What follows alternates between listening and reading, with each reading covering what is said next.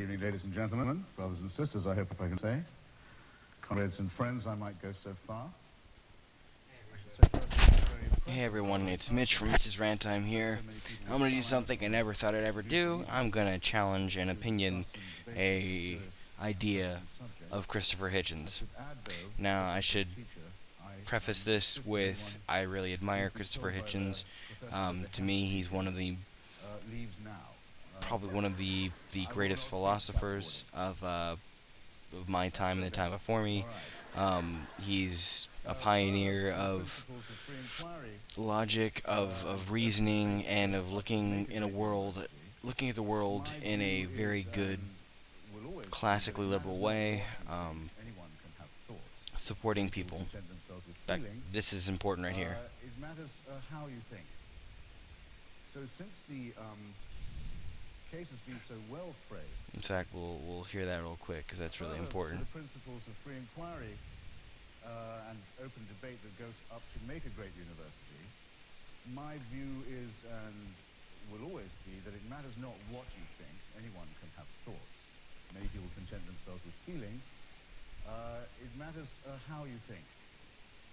So since the Now this is important. He says it matters how you think. And what Hitchens means by this is it matters how you form your argument, the reasoning, the evidence, the facts, the logic that your argument or your opinion, your stance is based on. So it's one thing to be on the right side of history, but if you're on the right side of history for the wrong reasons, you might as well be on the wrong side of history. And sometimes you can be on the wrong side of history for the right side of reasons. People would argue that maybe Robert E. Lee was on the wrong side of history for the right side of reasons. A few other people we could name, of course, too. Now, the discussion here is reparations, if you can see above, about reparations for slavery. I'm one who doesn't believe that forcing modern day America to, or any Western nation, to pay reparations to, in this case, black Americans, I don't think that is a rational idea. I understand the reasoning to it, however it's flawed and it gets a little too vague, and I can actually point out some of the problems in Hitchens' logic here and explain how we may have already accomplished the goals he's setting, and how this is more of, in a way, punishing those not guilty of the crime. He brings up a point about, I'll get to it in a moment. another context, I wrote a book saying that the British Museum should return to Athens the chunks of the sculpture of the Parthenon, sometimes called the Elgin marbles, always pronounced wrongly in this country. It was Lord Elgin, in fact, our chief, that they had annexed in the 18th century. It didn't make any sense that the sculpture should be separated. It was carved as a unity. That the original crime was the desecration of a great historic culture and a great historic temple, a gross insult to an entire culture and society, the Greeks, the amputation of an organic and aesthetic whole, a theft, a rape, a taking, perpetrated by the strong upon the weak. And here's the thing: this premise setup is that crime was committed, as he laid out a few certain examples of what a legitimate crime is, and I agree with that. I agree with the presupposition, that the premise, the examples of what legitimate crimes are, and I do admit that the crimes were committed. I will not deny that slavery was a crime, that it was a crime of theft, of rape, of abuse, of many heinous. I can't describe how horrible and horrific slavery is. It's dehumanizing and degrading. And it's not only that, but it's done by force. And not just by those who are perceived as weak. Those in Africa were not weak. They were just disadvantaged. They didn't have the technology or skill that the British did. The British were able to outnumber them, and not only that, a lot of the West African slaves were captured by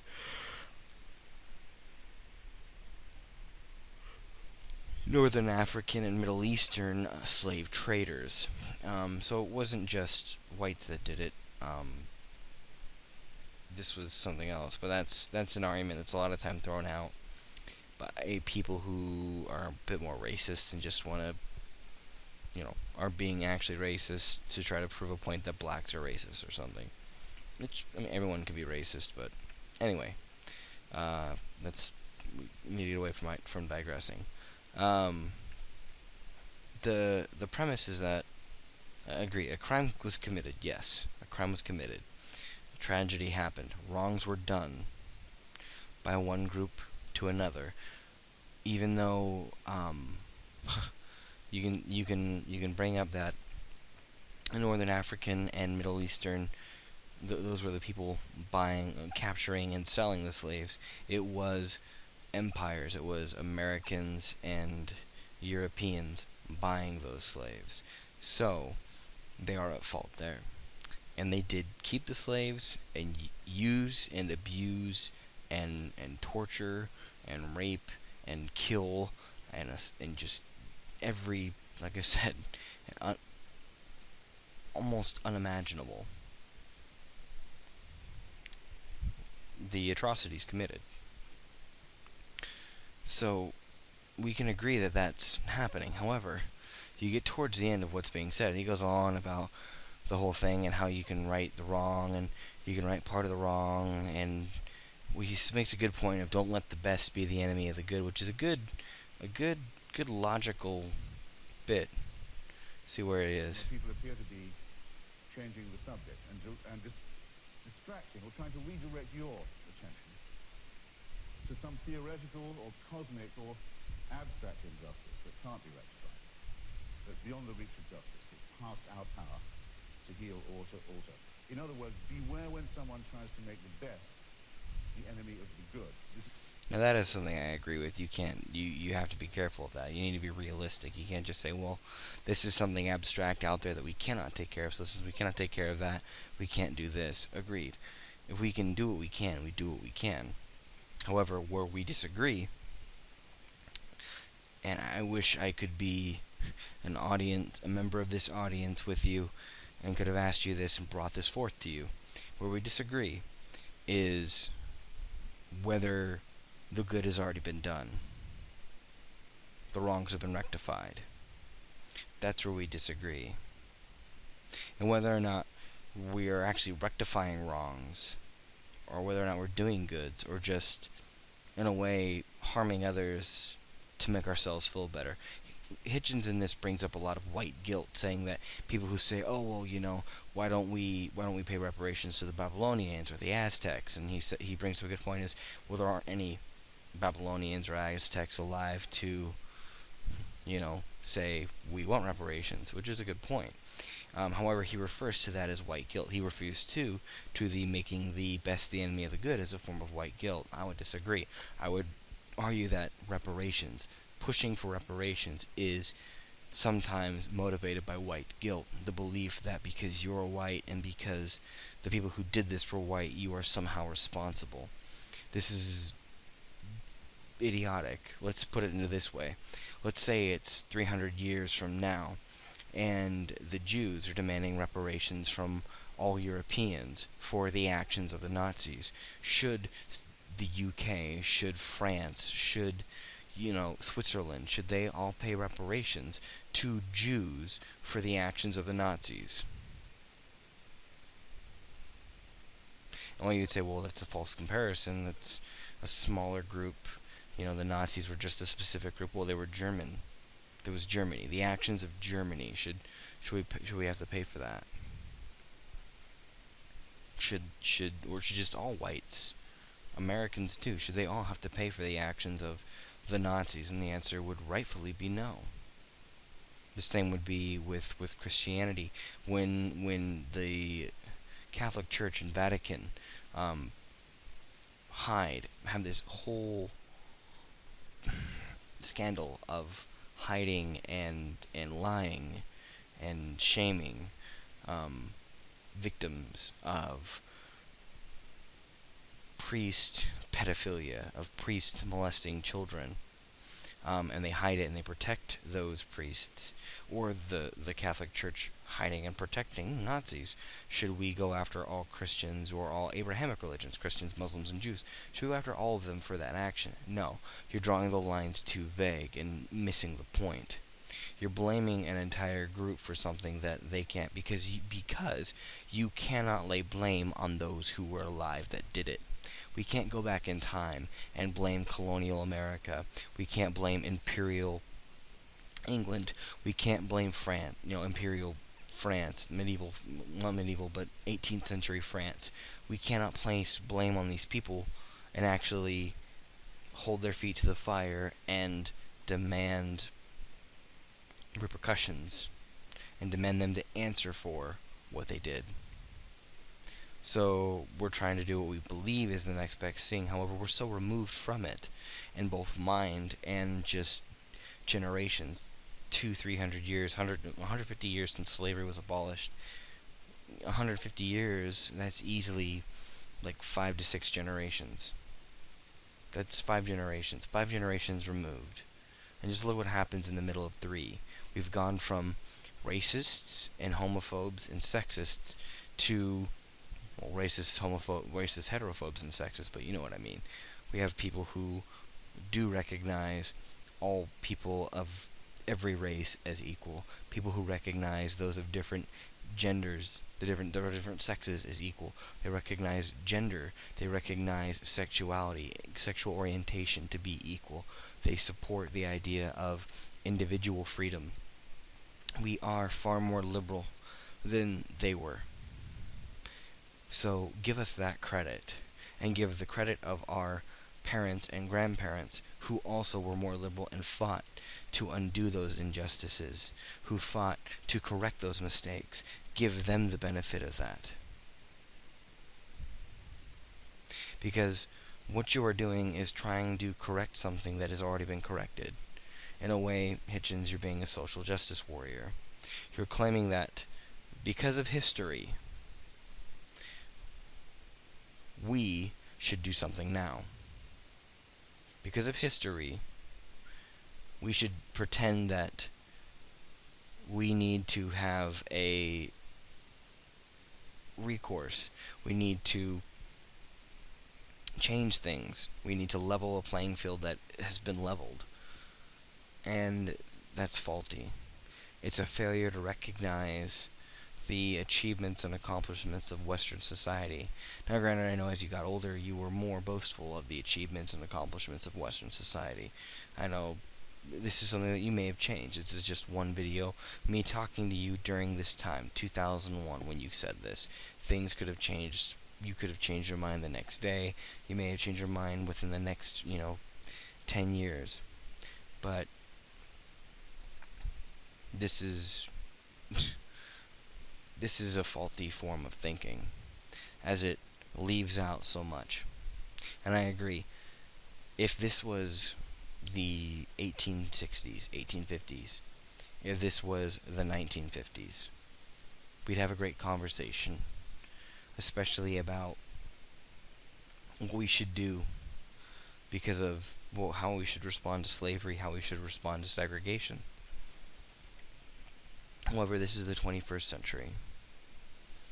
People my age and people my parents' age, people 50 and under, did not ever experience these things. They didn't experience segregation. They didn't experience slavery. In fact, no one alive experienced slavery.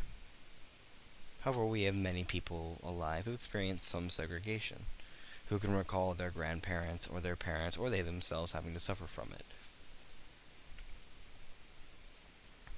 And while I agree there is racism in this world still, there's still racists, there's still areas where black Americans seem to be struggling, seem to not have it easy, whether it's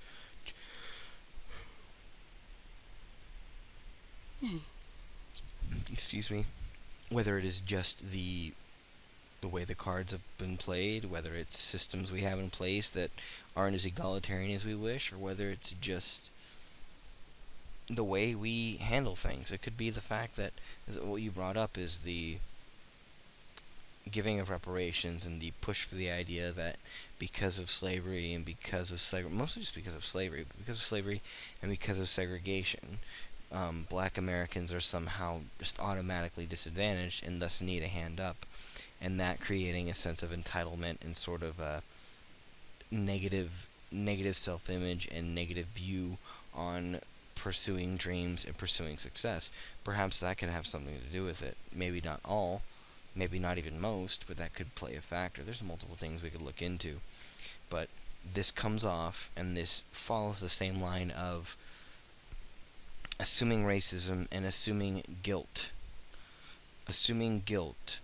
of every white person without even understanding. And I mean, take a look at it this way. This is something that you hear a lot of white people say. I'm of Irish descent. My grandparents, when they immigrated here, they were either indentured servants or were slaves. And then their children were not allowed to get jobs or were not allowed to have rights. They were discriminated against, similarly to blacks, not on the same level, of course, but they face some similar discrimination. Should I then be given reparations because I'm alive? I represent those people. I am offspring of those who suffered. You can right the wrong. Now, how would you handle it? And further, how do you know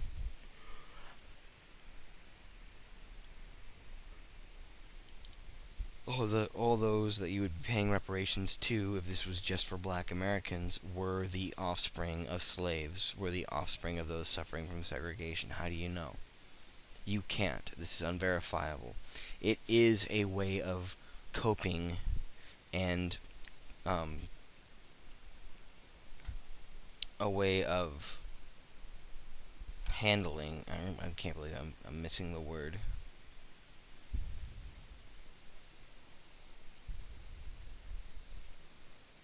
I'm forgetting the word. Reckon. It's a way of reconciling. Pardon me for that. It's a way of reconciling your guilt for the past, your guilt by association with what happened in the past, with slavery, segregation, and colonial racism, and being the same skin tone, being more than likely a descendant of those people, of having that genetics within yourself, of being from that line. And to be honest, as I would tell any black person, you don't need to be ashamed of your family history, because you control your own life. And again, this is something that goes back to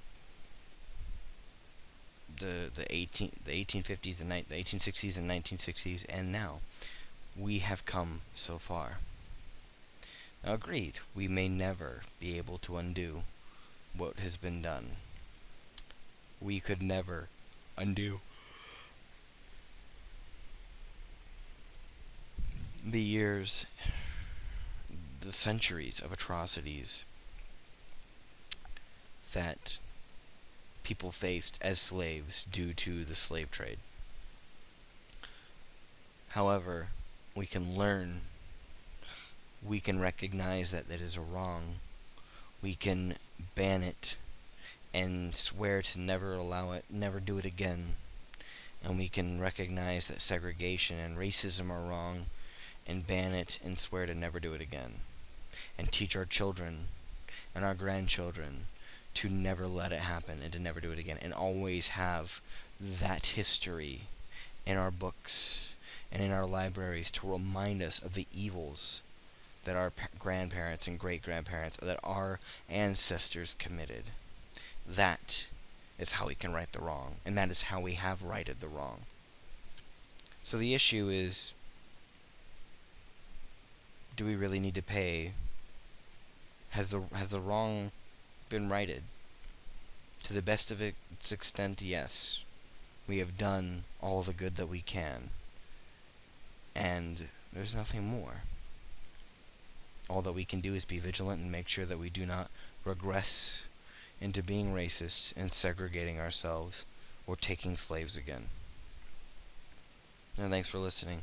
Again, this is I saw this video and I wanted to respond to it because I don't usually hear Hitchens say something that I disagree with, but not only disagree with, like, find to be a non-Hitchens moment. To me, this is Hitchens being compromised by something. Of course, I think it's because he's drinking water. He doesn't have alcohol, so he's not, in quite the wit he should be in. Is there anything to be rescued from this terrible story? Is there anything that can be done about it once it's been recognized? We cannot possibly undo it. I actually don't think we even dare think of the scope of what it would take to imagine undoing the damage done to Africa, especially to West Africa, by the period of colonization, colonial division, plunder, slavery, and rape. We can't undo the enforced underdevelopment of Africa, though we are, you may notice, compelled to keep trying to do that on other fronts all the time, and to deal with the consequences of the amputation and dismemberment of Africa in that period. And who would say we shouldn't do that, little enough as it is? Who would say it isn't our responsibility to do that in Africa now as well? I hope none of you would. We can't make up for the Middle Passage, for the uncounted millions of people who were captured and raped and tortured before they even made it across the Atlantic to be other people's property. We can't undo that, but we can refuse, we can decline to forget it. If you really want to think about all the things that can't be redeemed, you'll be in some danger, I think, of weeping. But in my hometown of Washington, D.C., there's hardly one official brick piled on another that wasn't piled there by unpaid labor under the whip. And that dead labor becomes dead capital and dead souls, dead money, and it's piled actually in the Treasury Department and the federal financial system, who took that free labor and those dead souls and turned it into capital, and it's back pay, and it's owed, and it's overdue. Now, Professor Lowry, in his very indignant nobility, said that he would repudiate this cash. He'd say, keep your money, you can't buy me like that. I respect him very much for it. I hope he would say that. I would support him in saying it if he would. He can only say it for himself, it seems to me.